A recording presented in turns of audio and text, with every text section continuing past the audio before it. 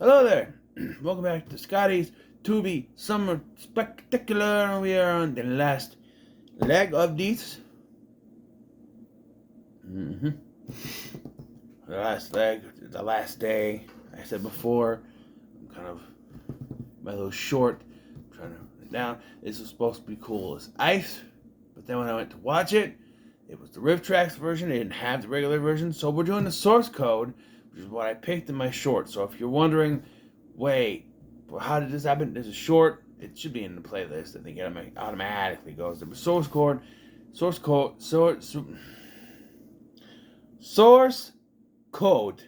stars Jake Gyllenhaal as Captain Coulter Stevens. Stephen Coulter sounds better, but Coulter, that's not a name, but okay. He wakes up on a train being called Sean by a strange woman played by Michelle Monaghan, and then a bomb goes off. He then wakes up in a room and has no idea where he is or how he was there. Apparently, he has been recruited to work with what is called the source code to try to track down the person who blew up this train. Yes. So you think a movie where you just reliving the same thing over again will get annoying, but it's not really. I vaguely remember the trailers for this. How does that remember? I saw this and I'm like, I don't remember exactly what the trailers were. It's just 2008. This was all those years ago. 2011, excuse me, 2011, all those years ago. Fine. So, yeah, so we start with him waking up on a train. He's being called Sean, which he knows is not his name. He's trying to figure out what's going on. He has this one in front of him. Michelle Monaghan. I don't remember her character's name. But before he can do anything, there is an explosion. He wakes up in a dark room and he regains his memory, and we find out that like this is a good way to do it. We have your main character lose his memory, so we have to explain what's going on. You could normally have a scene at the beginning that explains everything where they set him up, they put him in a thing, and he goes in. However, not the way this script was written. You couldn't do that. It's very specifically done so that we'd have to we come across these twists later. Specifically, you find out that they're using a thing called the source code to send him in to the same day. The bomb's already gone off. At one point he saves her, but then when he tries to tell them that, they look her up and they say, no, she's dead. She died on that train. He's like, no, I saved her. You may have saved her. And there's also a question as to what is actually going on, because they say it's just a simulation, trying to figure out who did what. But also, according to Dr.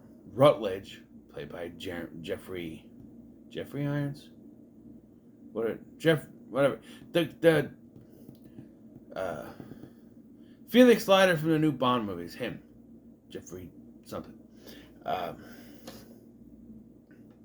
Says that it's creating alternate realities to do this. So it's messing with the multiverse, I guess. There's a decent twist at the end that I really liked, where it was like, oh, wait a minute. It was confusing at first, but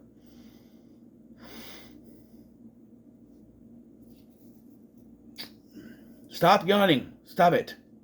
Stop.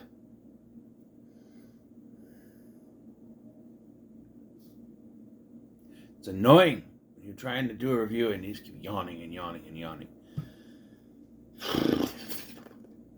So, as he keeps going back in and in, I'm not going to go over a little thing, but he has a list to go through his head of who the killer could be. Eventually he finds out it's this guy. And Like a couple times they get off the train. Like the first time that he gets off the train, he saves her, but then there's an incident where he gets knocked onto the train track and hit by a train and wakes up back. I understand he needed to wake back up after that, but like I don't know, flying onto a train track.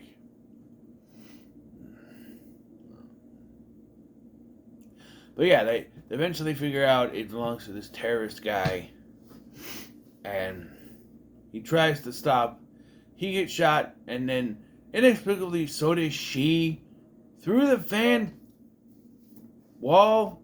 Like he shoots through the van, and it hits her, and she falls down. And I'm just like, that's not how that works. I don't get it. Like, I don't know. Also, like, it's very confusing how much she knows of the Sean guy that she's with on the train. Because every time the conversation happens, she's in the middle of, it starts and she's in the middle of a conversation, like the Window of Opportunity episode of Stargate, where Daniel keeps asking O'Neill. That's just how I feel about it. I don't know, what do you think? And at one point in the episode, he even goes, Daniel keeps asking my opinion on something, and I have no damn idea what he keeps asking me. I have no damn idea what he's talking about. I don't want Fruit Loops anymore, or something like that. But like here, it's like she's in the middle of talking to him, and like so they know each other. And then as the film goes on, it seems more and more that they don't. Like, she knows this Sean guy. I don't know.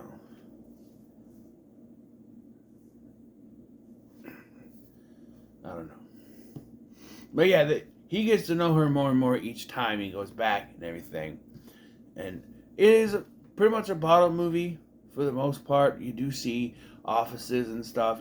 They are outside a couple times in this, but it's mostly a bottle movie. It's well done. I thought it was well done. I don't remember who directed this. But so yeah, he finds this. There's a van. There's like a bomb thing in it, and so they're gonna set something else up, and so he goes back and he tells them who it is, when they did it, and because he makes a deal before, then once he realized, so the second twist is that we find out that he's actually been classified as killed in action. And they say that his memory is really the only thing left. We do find that there's part of his body remaining, but like that his brain is really the only thing that's working.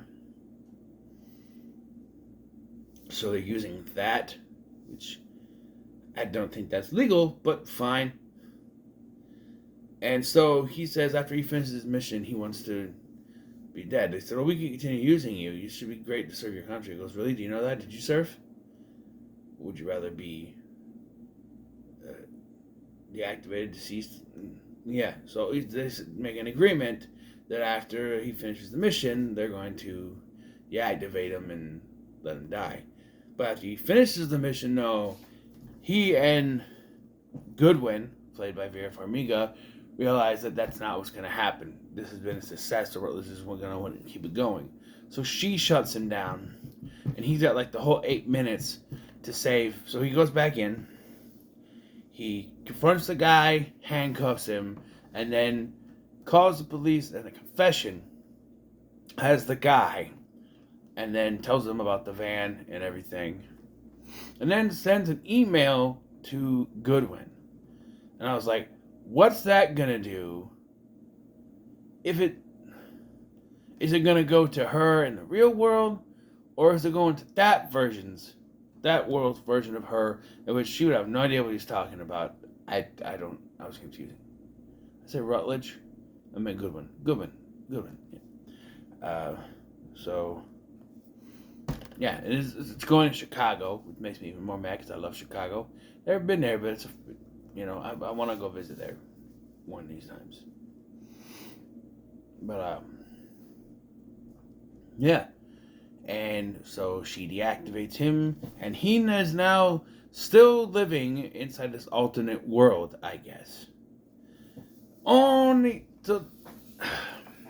I'll get to it. So he's now living inside this alternate world, alternate universe, multiverse, whatever, with her as a couple, and yeah, he's gonna live on there. His mind is, anyway. And then we cut back to the office, and Goodwin comes in, she puts her coat on the chair, she sits down at the desk, and she receives the email. This is where the things turn on its head, because it's revealed that this is not our Goodwin, the one that we saw deactivated. This is the Goodwin from that reality that he's in. And basically, the email tells her everything that's good. You're going to be told that a terrorist attempt was thwarted. And she does. She walks into Rutledge's office, and she overhears them talking about it. And then he says, you're going to find Captain Coulter Stevens, and you're going to use him, and you're going to tell him that everything's going to be okay. Now, I went back to the beginning of the movie to see if that's how it started the interactions. I don't think. Yes, I don't. Well, I fast forwarded to the part where the explosion happened and he comes out of the thing. Maybe there was something at the beginning. I don't know, but it's going to be okay. I don't know. And yeah, that's how it ends. Happy ending, right? Okay, here's a couple things. The twist where it's like, oh, it's actually is an alternate reality, so it is the real world, but it's not their world. Kind of cool. However, poor Sean. This Sean guy is a real person who died on that bus in our reality. Let's say the reality that came from is our reality. So now his mind is inside this guy's body. So the Sean of that universe no longer has a physical presence because it's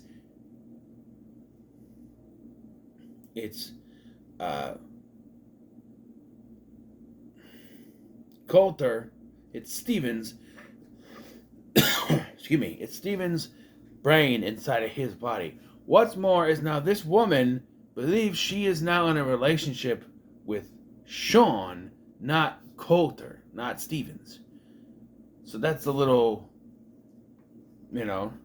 it's like when everybody had a big old problem with Steve Trevor being inside that one guy's body in Wonder Woman 84, and then Diana having sex with him. Like, oh, she just basically sexually assaulted that guy because he didn't get permission for her to do that. Same thing here. And before you say it's not real, it's all in the source code, the ending pretty much tells you it's real. It's just an alternate reality. It's a different multiversal Earth. So it is real. But now he's inside this guy's brain. No.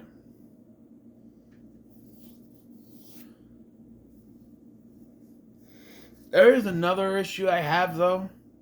In every version they go to for the 8 minutes, he's always on the train. There's no variations. I get it. It's so that the twist at the end could be like, oh, pull the rug out from you. It's actually an alternate. It's not just within a computer simulation or the source code. It is real and it's from an alternate reality. Okay, I get it. But I've seen enough multiverse stuff to know that there at least be one of those alternate realities, alternate Earths, timelines, whatever, where he did not get on the train and we never see it, right? What if there was the twist at one point where they send him in and he's like at home or something? He's like, what? Like, I didn't get on a train in here. He didn't get on a train here. So he has to like get a car and rush to where the train's going to be, to try to stop it. I don't know how that would have worked. Maybe it wouldn't have worked well. I don't know. But it's just, once it's revealed this alternate, because like Rutledge hints that it could be creating alternate realities, but we're pretty much confirmed at the end. That's what it is.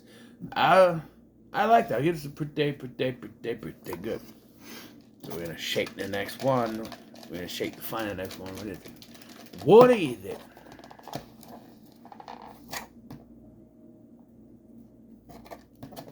I had to. Cooties. Elijah Wood's in that one. Alright. How many is left in here? 4? Okay. Well, we'll see. I'm just gonna try to see how many I can get done today. So, Cooties is next. So, what are your thoughts on the source code in the comments? Like, share, and subscribe. Thanks for watching. I'm Sky, and I'll see you in the next one.